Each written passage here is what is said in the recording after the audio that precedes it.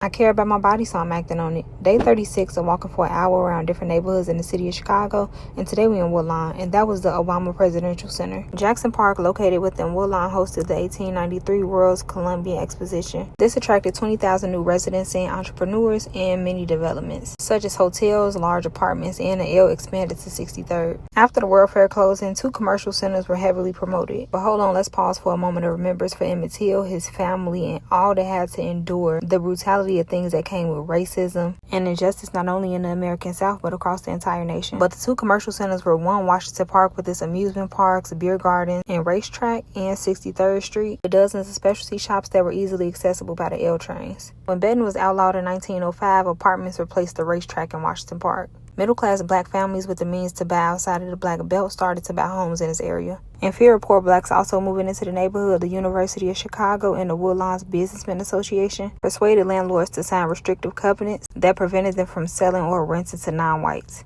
Years later, a homeowner who signed the restrictive covenant sold his home to Carl Hansberry, father of the legendary playwright Lorraine Hansberry, who was the first black female author to have a play performed on Broadway. In the famous case Hansberry v. Lee sought to enforce the restrictive covenant and void the sale. Hansberry won a case due to technicalities, not the issue of segregation. Due to this case, the Great Depression and white flight, many homeowners began subdividing their homes and renting to black tenants. By 1960, there was deteriorated, overcrowded housing due to slumlords and few commercial attractions. The anger from displacement due to the Dan Ryan Expressway being completed and other things, along with racism, led many youth to join 2 new gangs, the Blackstone Rangers and the Eastside Disciples. The population is now predominantly black in this neighborhood, and on my walk I ran into the Chosen Few Festival. Entrepreneurs set up tables in front of the Y to prepare for the house music festival that they host annually. I really enjoyed this walk. I'll see y'all tomorrow. Bye.